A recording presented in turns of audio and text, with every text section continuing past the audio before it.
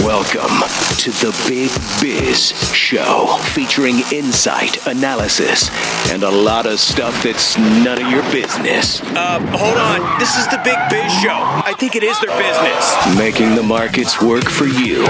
Here's the man with the plan, Sully. We're live from the Loft 100 Studios in sunny San Diego, California. Big Biz Show is on the air. Great to have you on today. After a Juneteenth holiday, it's not casual Thursday, it's I slept in my car Wednesday. Yes. See my costume. You too. Can I start this? And of course, Mary Bird Godwin. We've got Greg Todoroff and of course Howie.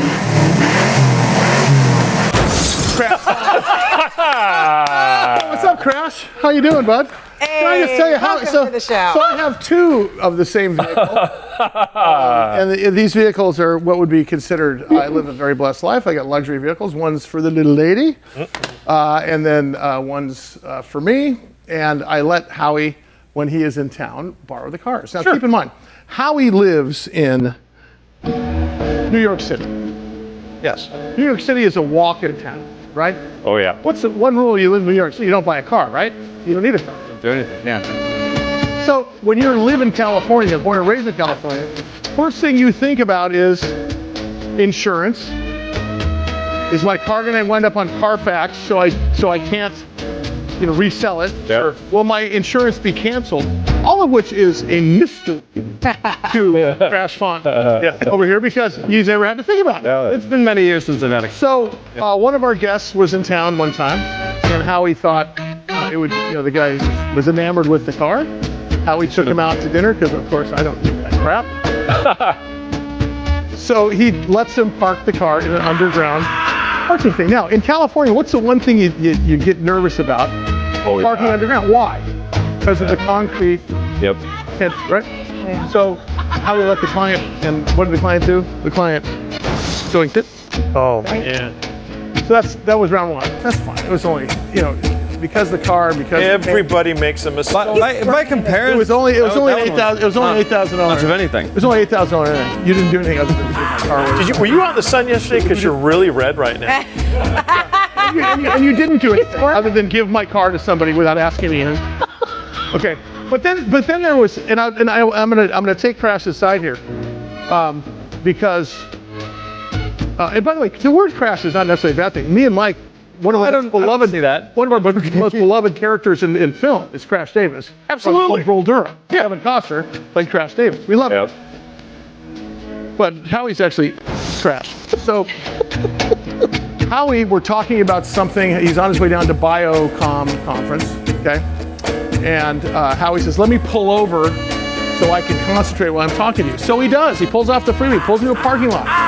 Smart. And after the phone, and it was just like they're the smart kid, Yeah. After the call's over, it's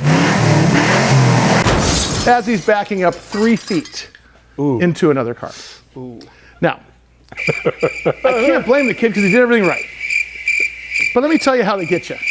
How they get you is, they came and said, okay, well, the bumper's crumpled, and underneath the bumper's crumpled, and the taillight has a little crack in it, so I figured, and I say to him, he goes, yeah, I just gave him the insurance number, and I gave him your phone. I go, oh. Did you just give him the phone numbers and see if we can work it out, maybe? Another thing Californians think about is the other guy even insured? Totally. He would never think about this because you live in New York. That's right. So Howie has gone from being New Yorker to bi-coastal. That's Bi-coastal. Crash. In your defense, you have exactly 30 seconds. What do you guys think the merits of driving around in a Fabergé egg are? Yeah.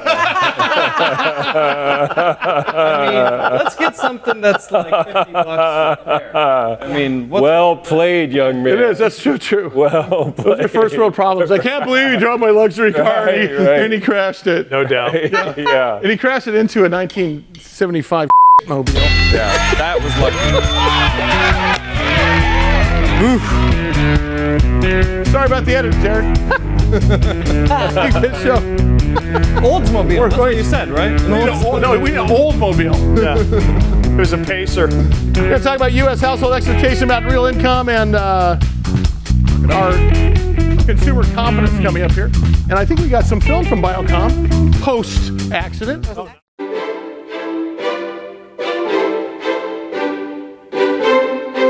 It's time for science time. Science time. Gonna do some science with Howie. Science time. Devin, man, come on. We have the conference. What are you doing? I'm getting ready for the science fair, man. That's why we're here, right? You said science fair? I've been waiting for this moment for a long time. Howie, I got a science experiment. Oh, really? You do? Yeah, dude, check it out. See, yeah. How did you know what to do? Science.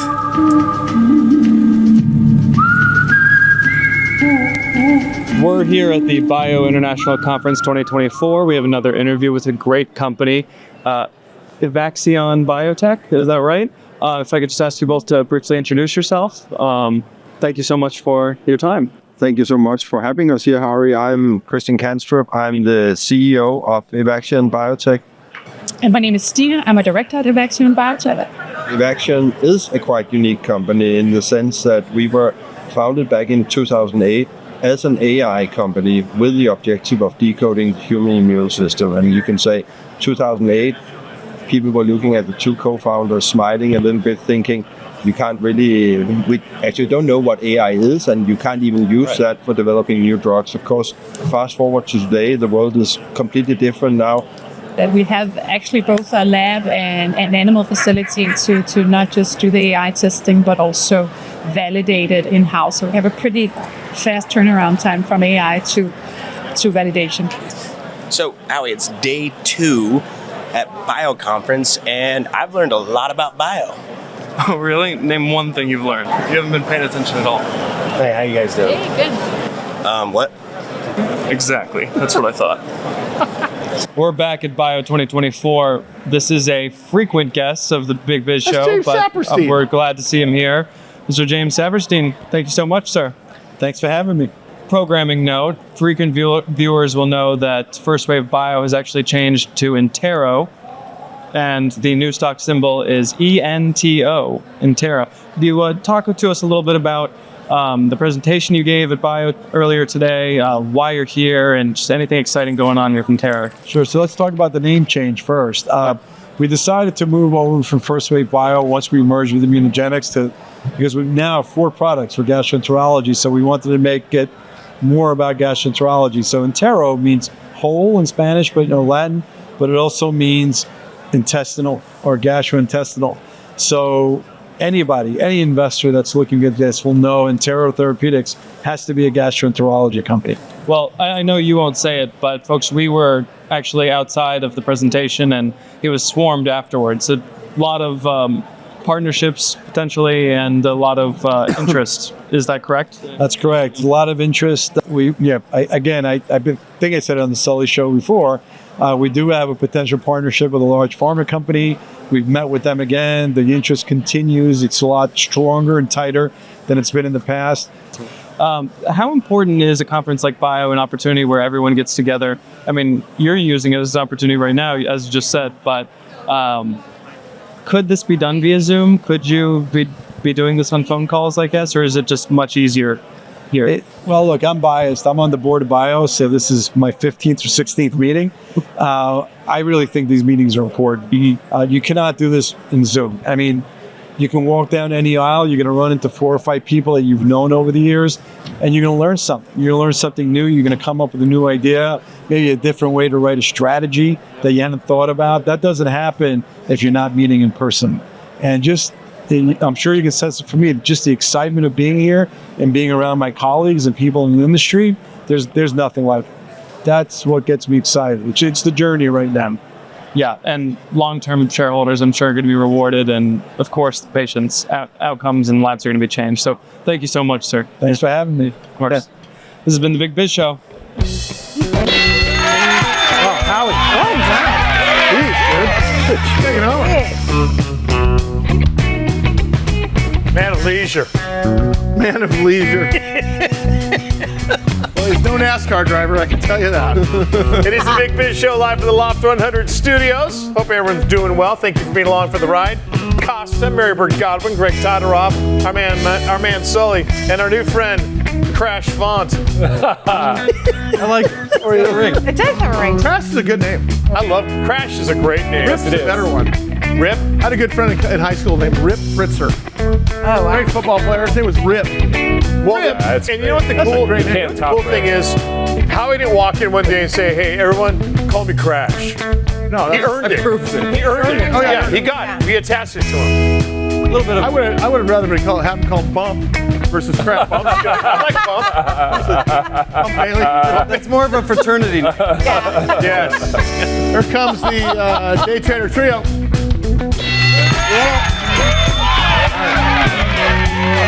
All right, so I want to talk about all of these metric points and data points that we get almost every day. And if you read Market Watch, watch any of these type of programs and news and stuff, you start hearing about real income growth expectations, consumer confidence, and such. And there's a reason that markets and governments measure these things, because they're open air indicators based upon telling you what's going to happen in the economy. How we talk about U.S. household expectations for real income growth over the next 1 to 2 years. Is this a good picture? Is it a bad picture? Or is it exactly what we thought? Because everyone I talk to thinks we have stagflation, which is really a combination of low wages, unemployment, and inflation. Yeah, and can you imagine having stagflation, seeing prices rise? Yeah. I mean, it's compounding. It's the worst thing that could happen. We're 20, 30% over the last few years. You know, year on year, it's Right. 5 or whatever. But since 2020, it's up 20, 30%, depending on the good. Yeah.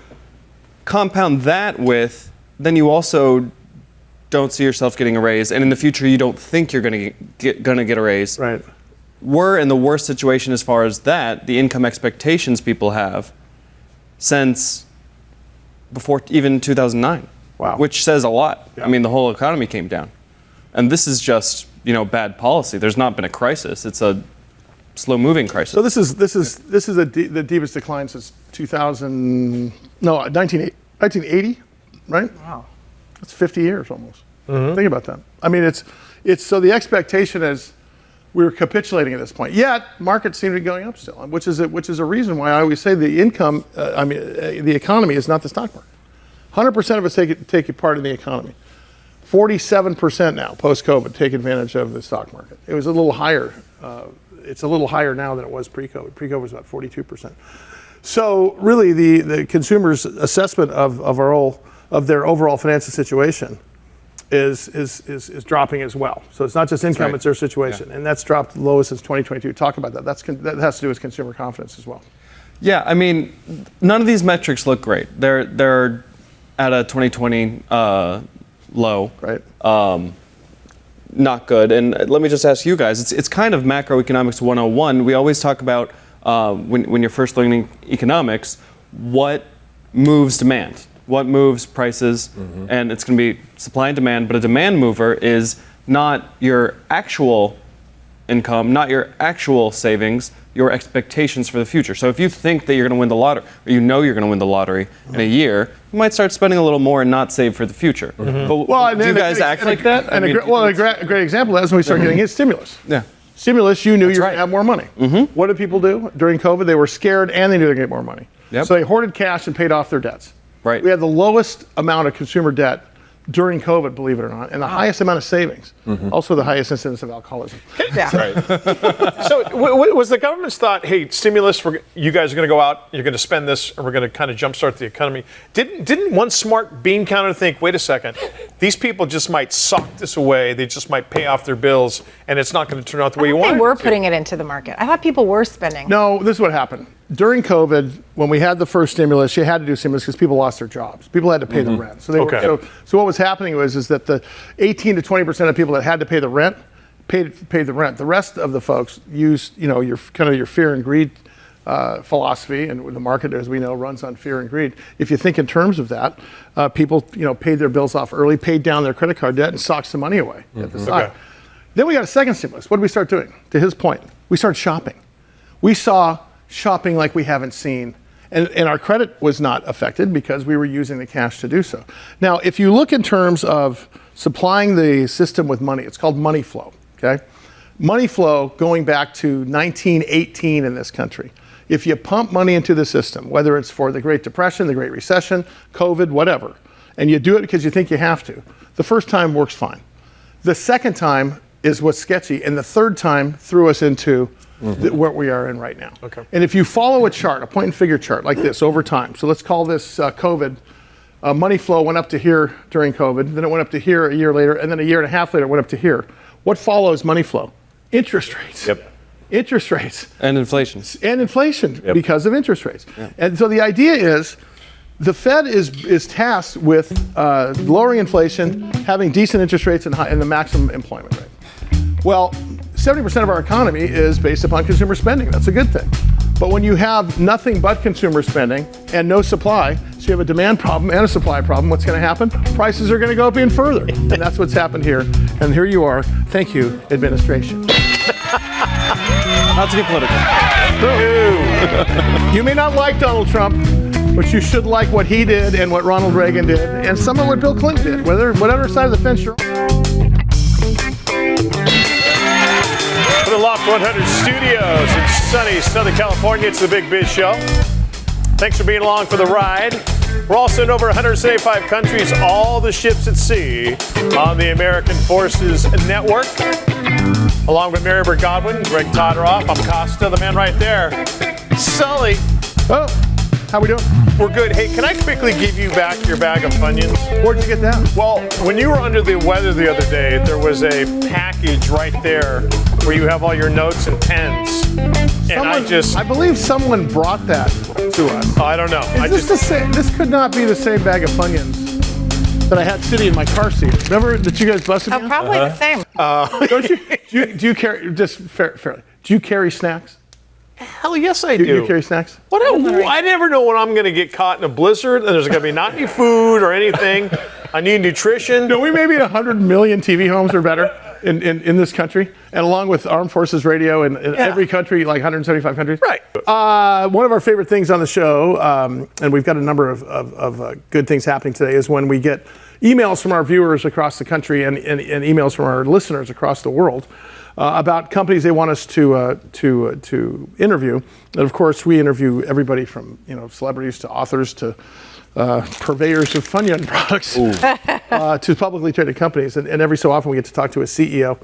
But this time we got a CEO and a chief technology officer at the same time. His name is Ryan Melsert. Ryan Melsert is a guy that runs American Battery Technology Company. They are publicly traded under the stock symbol ABAT. They are constructing the first of kind commercial scale facility to manufacture what is called battery metals, or what are called battery metals. And we're so important. He enjoys us here. Ryan, how are you, sir? Great to have you on. Great. How are you today? Hey, good. Can you just first define for us battery metals? I don't think I've ever heard that before. It seems like it would be some sort of a recycle sort of stage along the way for batteries. Am I accurate on that? Whether it's recycled or for virgin metals, when you make a battery cell for vehicles for home use, there are a lot of different metals that go into it. So they consist of lithium and nickel and cobalt and copper and aluminum. Those really are the ingredients that are sold to a battery manufacturing factory to then be made into batteries themselves. And when you look at the cost to actually make a battery, the manufacturing of the cell itself isn't especially expensive. It really is the purchasing of those metals that really drives the majority of the cost to make a battery cell. So it's sort of a circular supply chain, is what you're entering into here, I think is how you put it. But let's talk about the resources here, because of the battery. I mean, there's always been this talk about what are their lithium-ion batteries or car batteries or batteries for your flashlight or even for your cell phone. There's always talk about having that you guys out there could make a battery that'll last for 50 years, but why would you? Because you want to have planned obsolescence so you can sell another battery. Talk about that whole Twin Peaks sort of conspiracy theory that I bring up there. Well, I think it's different than something like a hydrocarbon. When you make a hydrocarbon, whether it's gasoline or diesel, you use it once, you convert it to CO2 water in the air, and it's not used again. But for batteries, these are elemental metals. So these elements are never created or destroyed. So essentially, when you use them to make a new battery, at the end of life, you really have every element you need in the exact right ratio in the exact same location to make a brand new battery. So yeah, you really don't have to have batteries last indefinitely because the elements themselves do last for quite a while. Another big thing is I think people underestimate how quickly battery technology is changing. Yeah. Every 3 to 6 months, you have brand new types of materials coming out, big increases in energy density and charge rates. So essentially, if a battery is, say, 5 or 10 years old, you could recycle it, break it down to individual elements, and rebuild the same materials back up, but into a much higher performing component to take advantage of that technology gain. Ryan Melsert, the CEO and Chief Technology Officer, American Battery Technology Company, their ticker symbol ABAT, with us here on the Big Biz Show. Ryan, your company, your technology, are you reducing that carbon footprint, reducing what it takes to get those metals out of the earth in other countries, not just the United States? Definitely. That's our whole goal. So it really is. There are 3 different attributes we're addressing. So right now in the US, there are dozens of factories making electric vehicles, dozens of factories making the batteries that go into them. Yep. But there's almost zero capacity in the US to actually make those metals that go into the batteries. So almost 100% of the metals and the refining of those metals is done abroad, mostly in Asia and China. So if you think of security of supply, the US building dozens of multi-billion-dollar battery factories, and being almost 100% reliant on the feed material. It's just very risky for those factories not to be able to have domestic control of their own materials. Separate from that, we can make metals at lower cost through our recycling and primary technologies and importing them. And the third is, yes, it's much lower environmental impact to make them in the US under stricter environmental guidance and have much shorter transportation distances where you don't have to ship those materials throughout the world. So we're a little bit different than most companies where we really see that better recycling has to exist so that once materials are out in the field, you can close that loop and use those elements indefinitely. But you also have to fill that loop the first time with materials. So our second business unit is we've actually developed technologies for how to manufacture those metals in the US from US-based resources. So we own large amounts of land in Central Nevada that has a lithium-bearing resource. We developed our own technology for how to access that lithium and how to make battery-grade components that we sell to the market.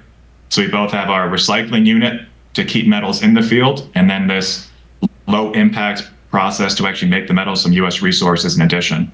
Love it. He is the CEO, Chief Technology Officer of American Battery Technology Company. He is Ryan Melsert. Ticker symbol is ABAT. So, hey, Ryan, I saw an announcement this week, and I want you to explain that because it's kind of a pretty big announcement. It seemed like when I read the news and read the press off your website, it had something to do with successful manufacturing of demonstration scale quantities of lithium hydride. I'll let you say the rest of it. But bring us up to speed on that. Definitely. So there are companies out there that do research where you can make really small amounts of material, vials full of material, more university level, and that's great. But to actually make an impact and get it to market, you have to make much, much larger quantities. So a few years ago, we designed this process for how to take our own lithium-bearing clay material, process it to recover the lithium, convert it, and make it into a battery-grade product. We did that at the laboratory scale a few years ago. We actually were able to apply for and win a grant from U.S. Department of Energy to then take that process and construct a much larger facility to be shown to be done at scale. So we're processing hundreds of tons of material. Wow. In a demonstration scale facility, making this battery grade component, and then making such large amounts of material, we actually ship it to automakers and they test themselves. Jeez. So we built this plant a few months ago. We just got our first kind of product last week, and we're now making large amounts of these materials we can send to our customers. I'll tell you what, I want to have you back because there's much more to talk about here. Ryan Melsert is his name, CEO and CTO. That's Chief Technology Officer and Chief Executive Officer of American Battery Technologies Company. Their stock symbol ABAT. You can go to AmericanBatteryTechnology.com. We'll have you back, Ryan. Thanks so much for the time. Yeah, that was great. Saving the environment one battery at a time. The electric cars, the batteries, everything's great, but then you start having the conversation of like, do you know where the metal came from to have to build that battery? Oh, that's right. You should think about that next time you start clicking 9 volts like you do. Big time. Like, USA. Like 9 volts? Yeah, That's how you can tell that's how Greg tells his Tesla's all charged up. Opens the thing, starts licking the battery. Big business. Don't knock it till you try it, buddy. That's a happy Tuesday. Your hair is a little spiky today. How do you think this happened?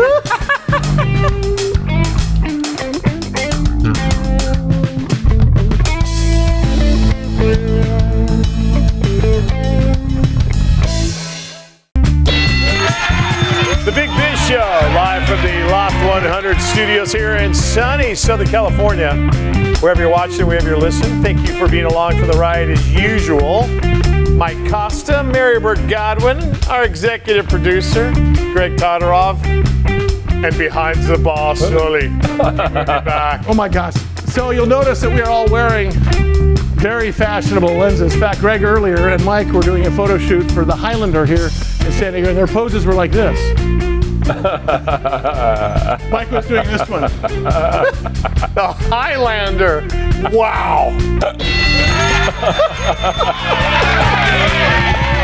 Great to have you along today. 110 million TV homes strong, thanks to BizTV, American Life Network, and of course, American Forces Radio Network in 175 countries and all the ships at sea. God bless our military men and women for serving our country overseas and underways. And thanks to our friends at AFM. Paul Travers is the CEO and president of Vuzix.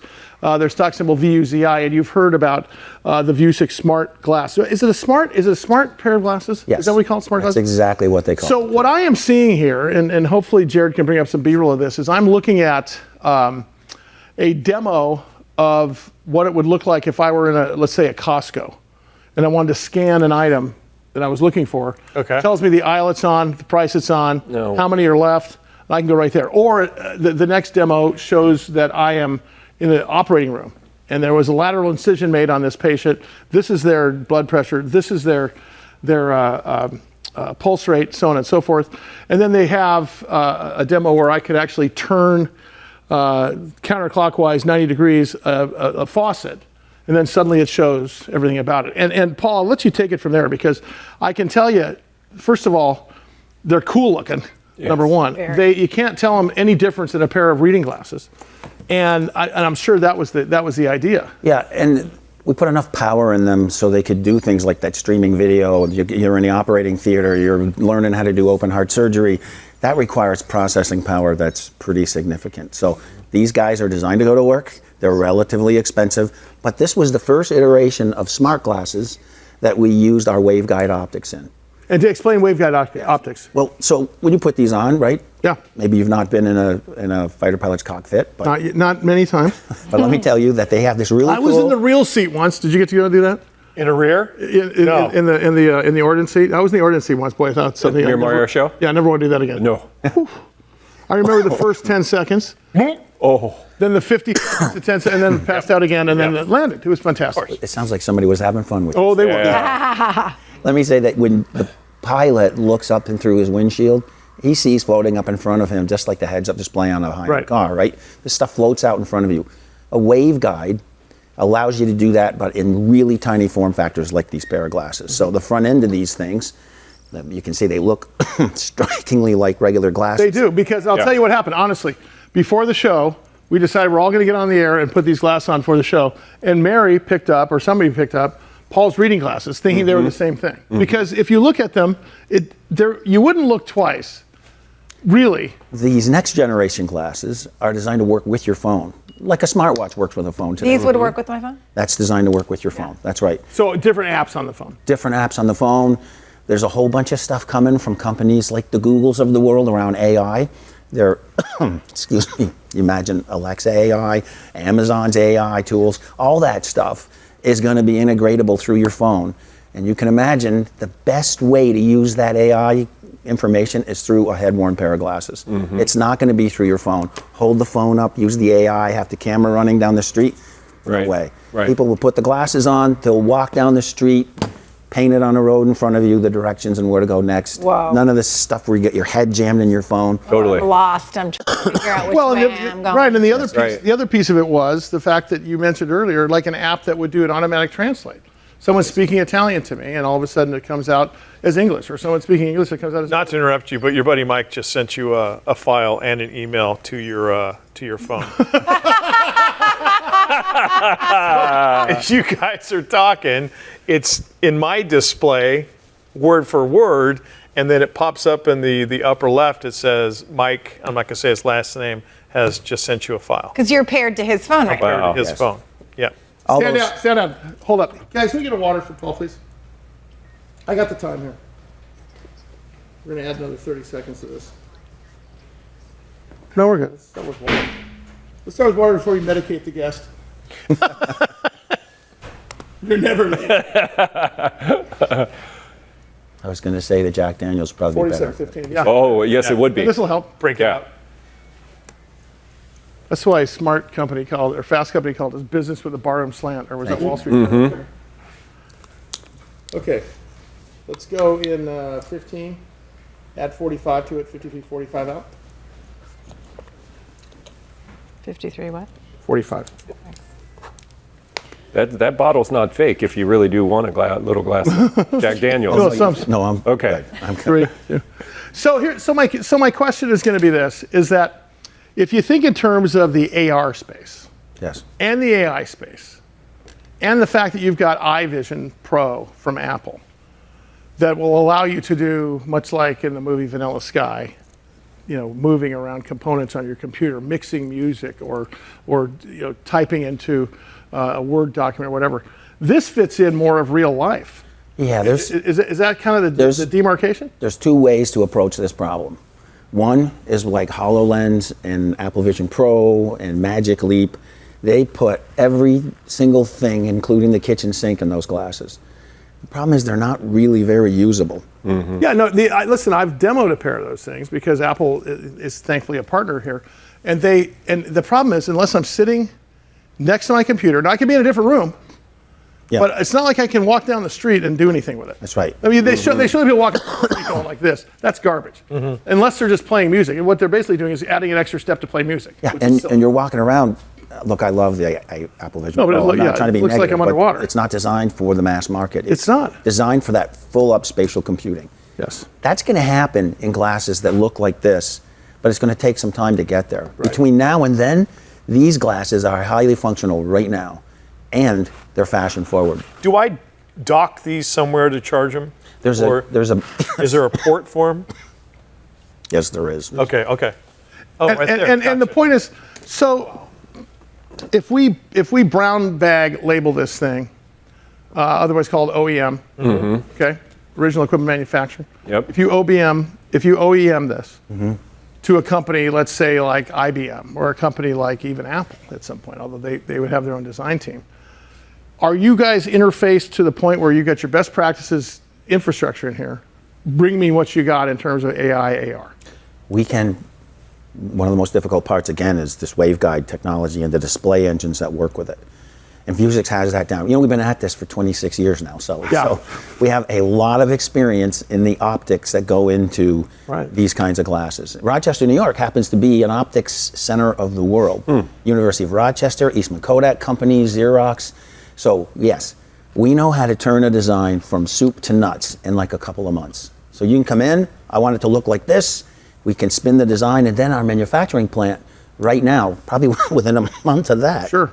it's cranking them out. And that plant floor is set up for 1 million waveguides a year right now. Okay, so by the way, visiting Paul Travers. Paul Travers is the CEO and president of Vuzix. VUZI is their stock symbol. And if you want to check him out online, it's easy. You just go to vuzix.com, VUZIX.com. So let's talk about, as you launch, and we'll talk about when your consumer products can launch in just a second here. But before there, what order do you want to launch? Do you want to see this hit the market to where it's not so overwhelming that people are going to put it away and say, like, I think iVision is a bit overwhelming for the average Johnny Lunch bucket. You're right. This is spatial computing for guys that are working at NASA. And it needs to be as simple as wearing a smartwatch. It does. No, it's got to be intuitive. Right. These are really intuitive. That's the thing. It's like, okay, I get it. Yes. And like 30 seconds in this thing, I got it. Oh, it's simple. Yeah. Plug and Right. play. So what order do you want to see that level of technology hit the market? We've always been in the boat where you got to prove it. Like 26 years later, Proof of concept. very few Same people trend. have been successful at this industry. And so we've built the glasses, and the reason for that is that we could build a business in the enterprise side of the business. Right. But it helped us fine-tune the optics, the technology that goes into it, and get to the point to where we could supply into the broader big markets. The manufacturing facility that we've built, unlike our competitors that uses standard semiconductor process equipment, we are optics people. We're not semiconductor people, so we built custom equipment. To make That's a big difference. That's a big difference. 1 million waveguides a year, which by the way is the tip of an iceberg of what's needed. Every 6 seconds, one of these little waveguides has to come off the production line. Right. That's like Charlie and the Chocolate Factory. And guess what? The numbers it's smartwatch kind of numbers. There's 300 million smartwatches that sold last year. Yeah. Right? You need a whole lot more than even a million. Yeah. Yeah, right. And these waveguides sell from 25, let's say, to $50 from Vuzix with really nice margin built in. None of our competitors can get close because it's either 400 steps to make their waveguide or it's semiconductor equipment that is very much run rate limited. So we're in a really good spot to deliver in high volume. So what we're doing is we're making the reference designs. We're going to bring them to market appropriately, and then we're partnering with people like Quanta. We have a press release we put out in November, I think, of last year. They're one of the biggest ODM partners out there today. They supply to Apple, Lenovo. You pick your poison. Stay right there. We're going to keep going for a second. I want to talk about consumer launch and places and where. And does this look like? Remember when they introduced us to the Macintosh computer, and then Loft 100 Studios, the Big Biz Show, and our affiliates and our hosts are not registered investment advisors or broker-dealers. Our show hosts make no commitment that the purchase of securities of companies profiled or otherwise mentioned in our programming are suitable or advisable for any person, or that an investment in such securities will be profitable in general. Given the nature of the company's profile and the lack of an active trading market for the securities, investing is highly speculative and carries a certain high degree of risk. We profile selected publicly traded and privately held companies on our program. Most of these companies that we profile have provided compensation to Loft 100 Studios and its hosts for the profile coverage. From time to time, we sell shares of the companies profiled in the open market that we receive as compensation for coverage of client companies. But never sell stocks if we are speaking about interviewing or covering a public company who has paid compensation. Specific questions on compensation can be obtained by contacting producer at sullyandgroup.com. Listeners should verify all claims and do their own due diligence before investing in any securities mentioned on this program. Investing in securities is speculative and carries a high degree of risk. We encourage our investors to invest carefully and read the investor information available at the websites on the Securities and Exchange Commission at sec.gov and or the Financial Industry Regulatory Authority, FINRA, at www.finra.org.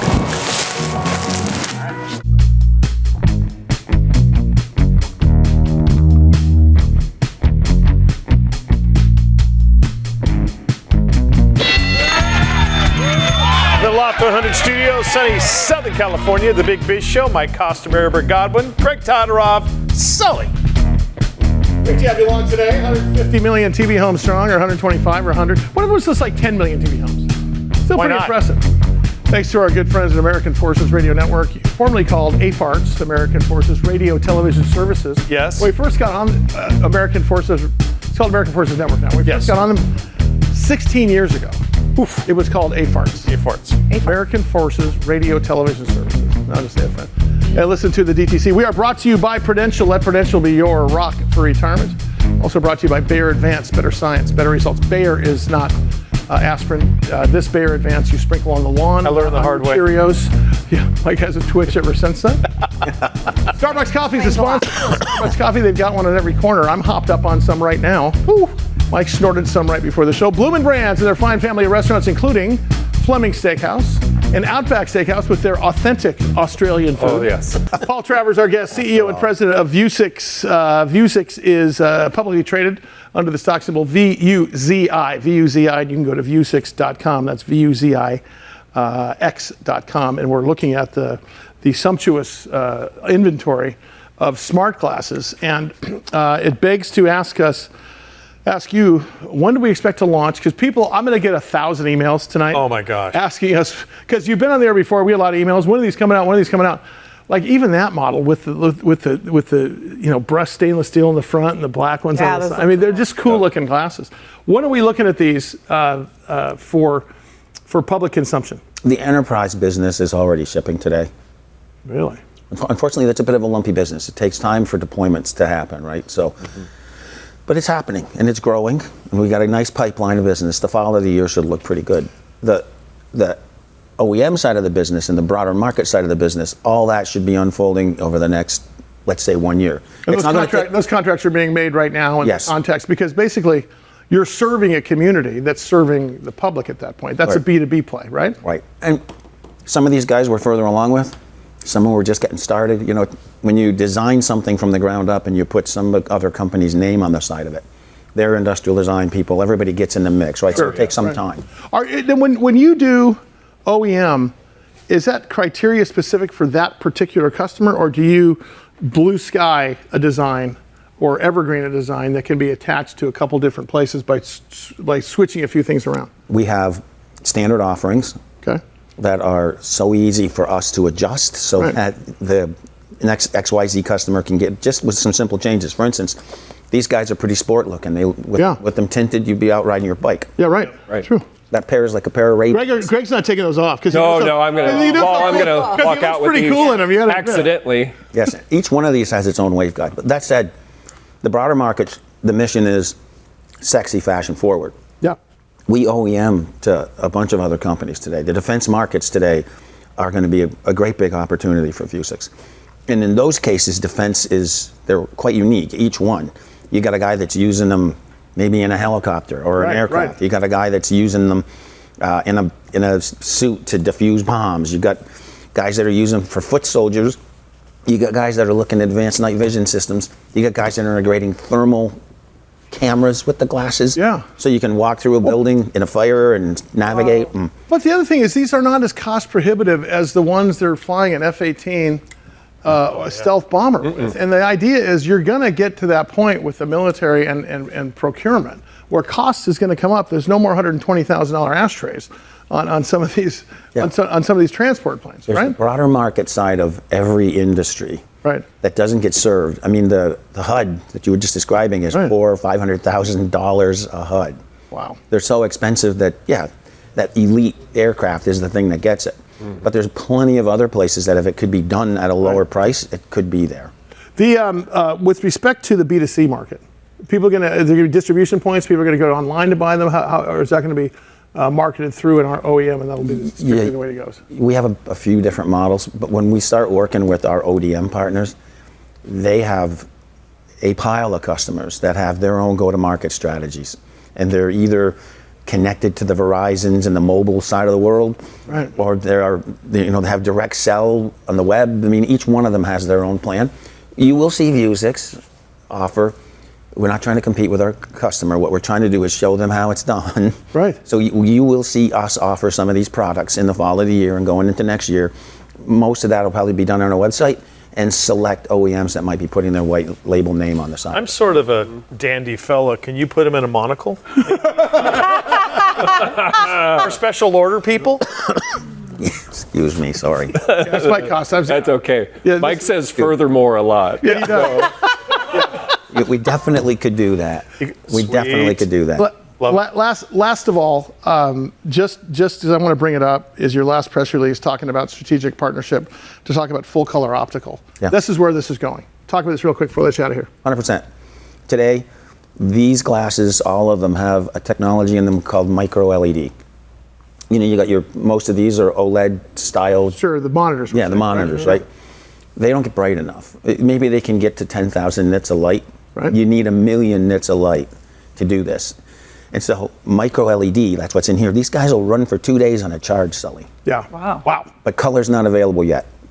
Between now and when color micro LED is, there's another series of chips that several companies in Asia have just come out with that are LCOS based. They're front lit, like projection, style, things like a barcode projector that you might have at home. Right.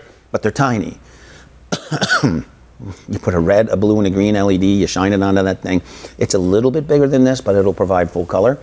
It will not be as good as micro LED, but it's going to be pretty hot, and it's going to get us there until micro LED is available. I cannot wait to see what's next for you guys. His name, Paul Travers, CEO and President of Vuzix.